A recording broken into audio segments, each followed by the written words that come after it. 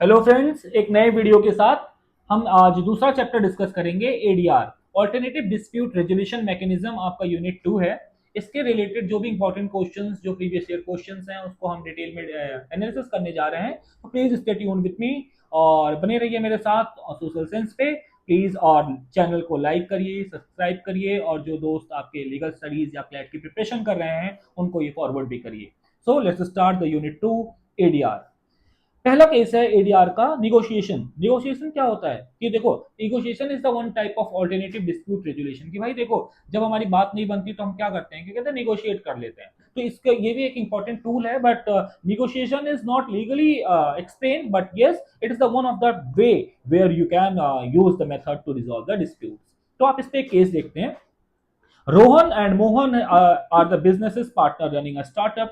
Due to the some misunderstanding, a dispute arises regarding to sharing of profit and the responsibilities. Instead of approaching the court, they decided to sit together and discuss the issue calmly. Try the resolve through the mutual understanding without any involving third party. तो जब आप किसी बिना third party को involve किए हुए आपस आपस के मैटर को दो लोग के बीच के डिस्प्यूट को खुद से रिजॉल्व करते हो, तो उसको हम क्या बोलते हैं? उसको हम बोलते हैं निगोशिएशन। तो यहाँ पे देखो कि आपको कौन सी तरह का आइडिया आ रहा है, तो आपको यहाँ पे बताना पड़ेगा कि निगोशिएशन हो रहा है ये। और स्टेट ऑफ एडवांटेज कि भाई हमें यहाँ पे किसी थर्ड पार्टी को इन्वॉल्व नहीं करना पड़ता है, इजी होता है और हम अपने हिसाब से चीजें कर सकते हैं। दूसरा क्वेश्चन है, a dispute arise between the landlord and the tenants over the rent and maintenance charges. Both parties are unwilling to go to the court due to the time and cost involve. They appointed as a neutral third party who facilitate a communication between them and help them to arrive at mutually acceptable solutions without imposing any decisions. So, अब देखो यहाँ पे क्या हो रहा है कि negotiation में कोई थर्ड पार्टी नहीं है, बट मीडिएशन में आपको एक थर्ड पार्टी होगी। थर्ड पार्टी क्या करेगी? उस मैटर को रिजॉल्व करेगी। तो ये आप यहाँ पे किस तरह का एडीआर आ रहा है, तो यहाँ पे बताना पड़ेगा जी मीडिएशन हो रहा है। और हमें पता है मीडिएशन क्या होता है, वो थोड़ा इनफॉर्मल होता है, बहुत ज्यादा फॉर्मल नहीं होता है। और मीडिएशन के डिसीजन डिपेंड करता है कि वो बाइंडिंग होगा या नहीं होगा, जब आप पहले एक एग्रीमेंट साइन करके रखते हो उस पे बेसिस पर। तो मीडिएशन कई तरीके के होते हैं, फैसिलिटेटिव भी होते हैं, ट्रांसफॉर्मेटिव भी होते हैं। तो ऐसे कई तरीके के मीडिएशन होते हैं।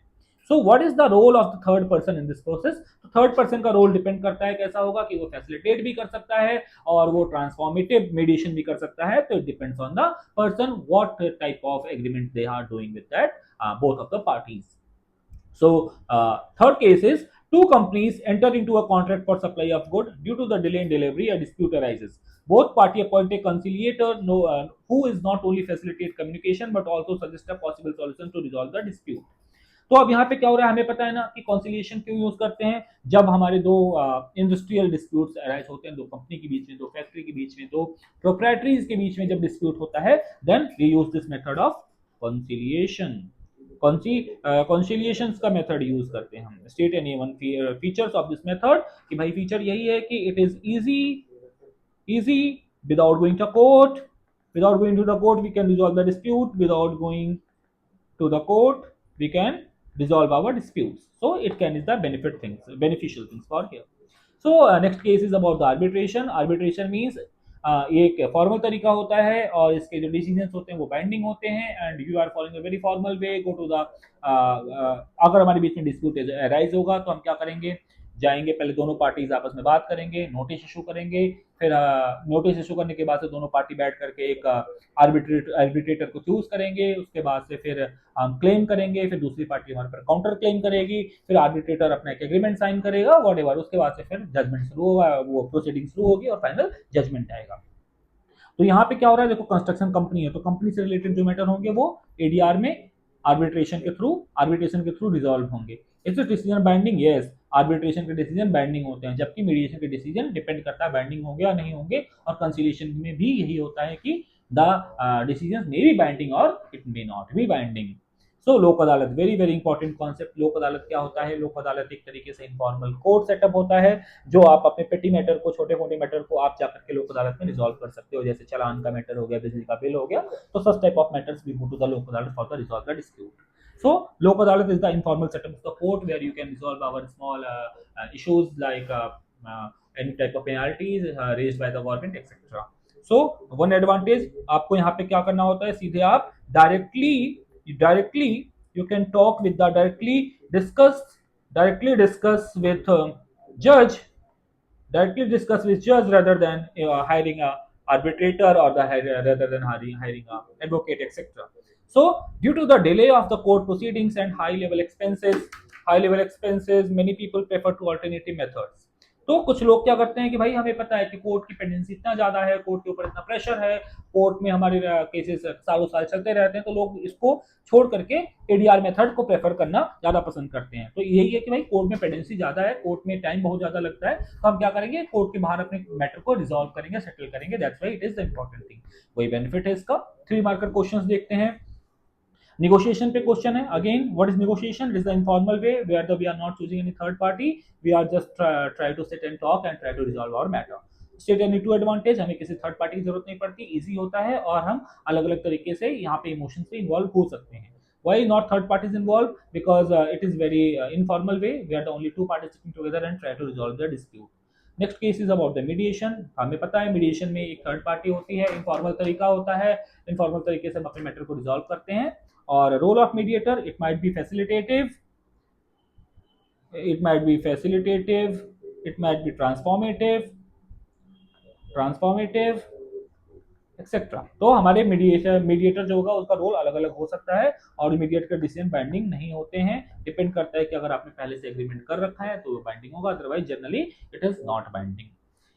कंसिलिएशन में, कंसिलिएशन क्या होता है आपको कंसिलिएशन बताना है। Yes, it is also one type of alternative dispute resolution mechanism where we are trying to resolve our dispute outside of the court and it is only used for the generally for the business or industrial purposes, and it is different from the mediation because mediation is the more informal and conciliation is the less informal, so that's why it is the difference.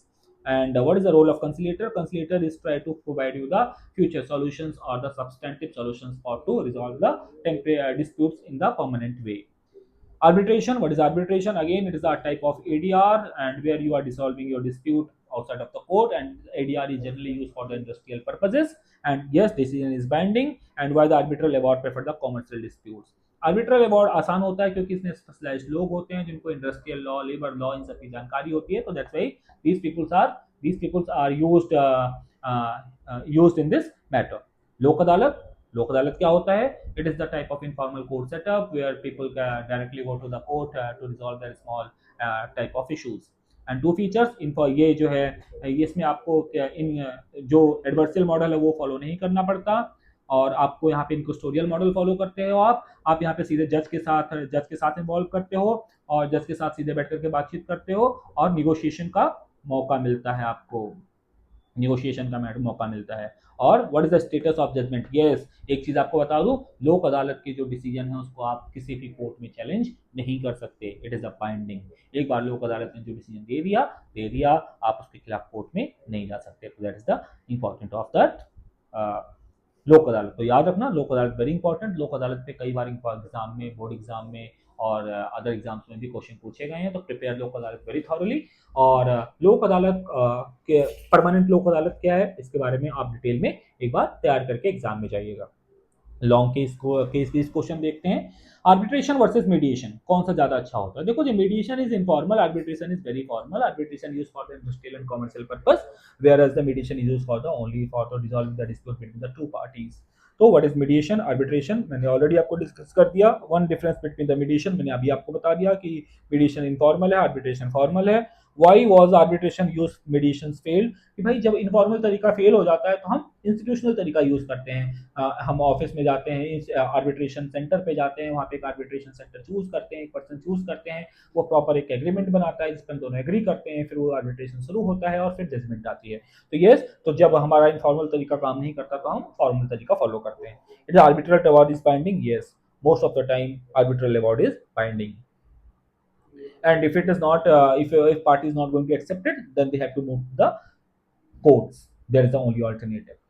Moving toward another case, two parties are involved into long pending civil dispute due to the delay of high cost and complexity procedures in court. They decided to resolve the dispute through ADR method. What is ADR? ADR is a method where we are resolving our dispute through outside of the court without involving the judiciary or without involving any other technicalities or the adversarial system of judicial method. What is the ADR preferred over court, because court के ऊपर बहुत भीड़ है जी, court में बहुत ज्यादा overburden है cases का, तो वहां पे जाने का कोई मतलब नहीं बनता। तो आपको ज्यादा अच्छा है कि आप एडीआर के थ्रू अपने मैटर को रिजॉल्व कर लो, जल्दी हो जाएगा, इजी है, लेस टाइम,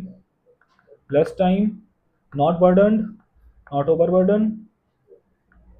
तो ये फायदे हैं इसके, तो ये इसके फायदे हैं। How does ADR ensure the speedy justice, मैंने आपको बताया, अगर भाई टाइम ओवरबर्डन नहीं होगा को हमारा एडीआर मेथड लेस टाइम नहीं लेगा, लेस टाइम में हो जाएगा, इजी होगा, तो वो ऑब्वियसली स्पीडी जस्टिस प्रोवाइड करेगा।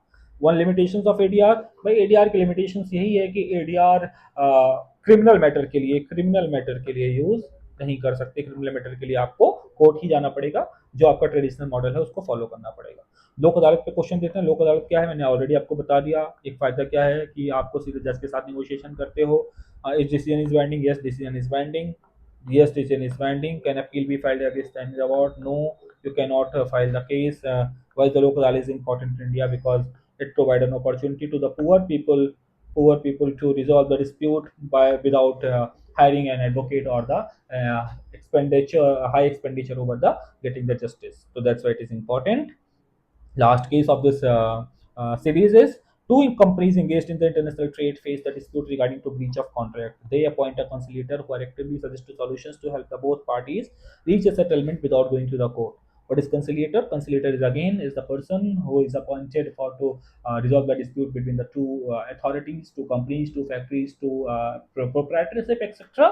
And what is the role of a conciliator? He is the middle, he or she is the middleman, try to resolve the dispute in the formal way.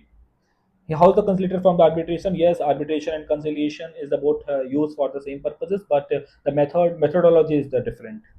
Is settlement binding? Depends. Yes, most of the time yes, but it might be no. If no, then you have to move to the courts under the normal methods. Why this conciliation used for the commercial disputes? Because it is easy, because it is not that much technical, and it is जैसे मान लो कि आपका कोई business dispute हुआ, आप court में जाओगे तो आपको कोर्ट की जब हियरिंग होगी उस डेट पे आपको जाना पड़ेगा। यहाँ पे आप अपने हिसाब से, अपने टाइम के हिसाब से, शाम को, सुबह, छुट्टी के दिन, किसी भी दिन आप अपना कंसिलेटर हायर कर सकते हो, उस दिन आप अपना केस रिजॉल्व कर सकते हो।